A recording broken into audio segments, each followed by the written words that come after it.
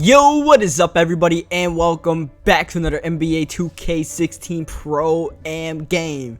To be the best, you have to beat the best. Our record is pretty good, but it hasn't just been gotten off of winning against scrub teams. We are going against a team with a pretty high win percentage here. They don't have too many games under their belt, but that's going to help us defeat them. Walsh from downtown getting the bucket. We have Josh with a big man here. Normally, you guys see Josh playing point guard or shooting guard, but today he has his own created center, just like how we have our own created shooting guard who's actually playing today at the point guard position, and then Walsh at the small forward spot. That's his new spot right there, the small forward. We call him the small forward that does everything because at any given time he can go on triple-double or get a lot of assists, get the boards. He crashes the glass really well, especially the offensive glasses. We get the steal right there, and one of their players leaves the game.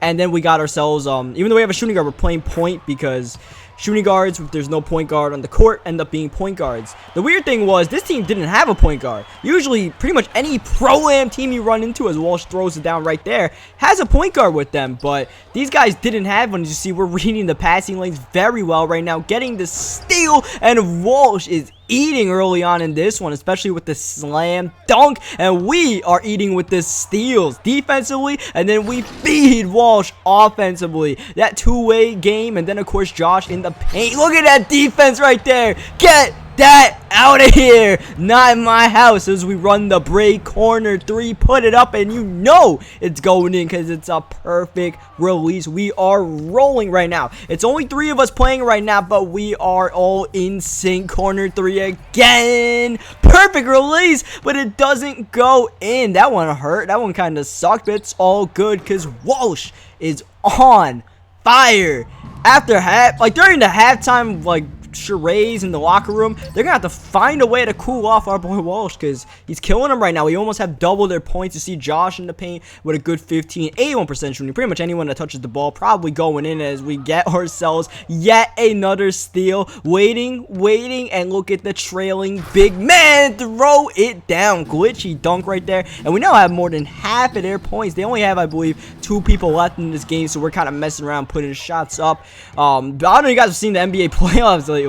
Might as well talk about that while this blowout ensues, but it's getting pretty good right now. Started off very slow. Looked like all the top seeds were going to beat all the bottom seeds, and it wasn't really going to be too much of a big deal. But now we got the Hawks and Celtics series that's gotten really interesting, even though Atlanta turned it up randomly in game 5 and beat the Celtics by 30 after the Celtics got to a hot start. But still, you know, that Boston Celtics team with Brad Stevens at the helm, they never die. Like Isaiah Thomas and all of them, Marcus Smart, they don't give up until the final buzzer. So we should expect a good game 6, even if Isaiah is a little bit hobbled on the ankle. And then the Blazers and Clippers series is a shame, because it's just a shame that Chris Paul just gets injured every year in the playoffs. As you see, they only have one user left, so you know, I don't know why this guy didn't quit out the game while he's still in here, but it's all good. We'll pad our stats while he's still in the game. As you see, we give it to Josh, just putting up, all three of us putting up absolutely monster numbers in this one. As you see, Walsh, just good ball movement, even though there's only one guy left. We're still eventually moving around until we get the open man in the paint. But yeah,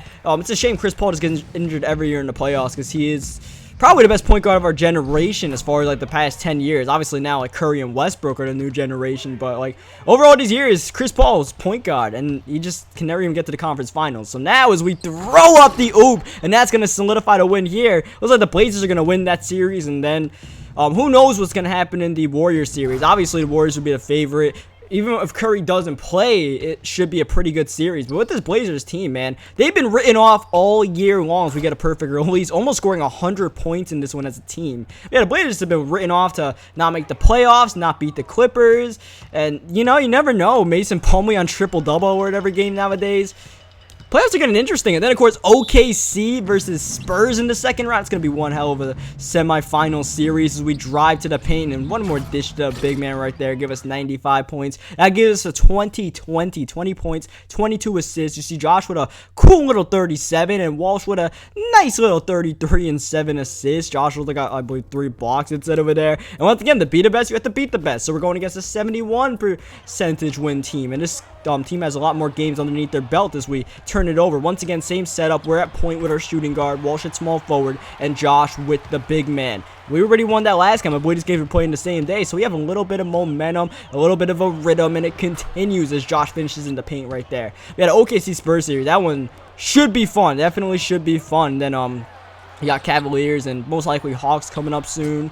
Cavaliers are still the favorite to get out the East. I thought Miami would be a lot better, but Hornets, you know, they're no joke, man. Miami slowed down from the three-point line. All of a sudden, everything broke down for them. Whiteside isn't getting those feeds in the paint. And it's not really that the Hornets made adjustments. They just stayed true to who they are. And they kind of got a blessing in disguise with the Nicholas Batum injury. It didn't look good, but it allowed Frank Kaminsky to get involved. And now that series is looking like a good one. Like all these series that didn't look good, all of a sudden the NBA playoffs have picked it up. I think it was last year or 2 years ago we had so many overtime games in the playoffs as we throw down the dunk right there. This team is keeping it cold, unlike the last team. This team's actually, you know, getting in it, and that's gonna help them. Unfortunately, an and one, even though all Josh did was put his hands up with his big man, and one on a jump shot for the center. That's kind of weird, but yeah, NBA playoffs getting kind of good, and this game is getting kind of good right now. It's a 9-point game. Both teams playing pretty well so far. We have our defense, you know, up a notch right now, and we're running the break pretty well. You see, we have 14 points. We're actually scoring a lot more in this one than we did in the last game. We do have our shooting guard, so that does help as we drive and get a nice little layup, kiss it off the glass, give us a 13-point lead, getting a steal right here. I believe we ended the last game with 7 steals, trying to keep that open this one, and Walsh, as usual, running the break with ferocity. Walsh is doing 2 things, either crashing the glass or running the break. Whichever one he's doing pretty well. So, you know, it doesn't matter which one he's doing. As you see, we just get to continue the good ball movement. I mentioned it before, there's nothing we do special as a team. There's no zigzag cheese, there's no pick and roll, like pick set at the top of the screen. There's no post ups as we throw up a lot with the CPU misses it right there. Trying to get a little bit fancy, that's just me.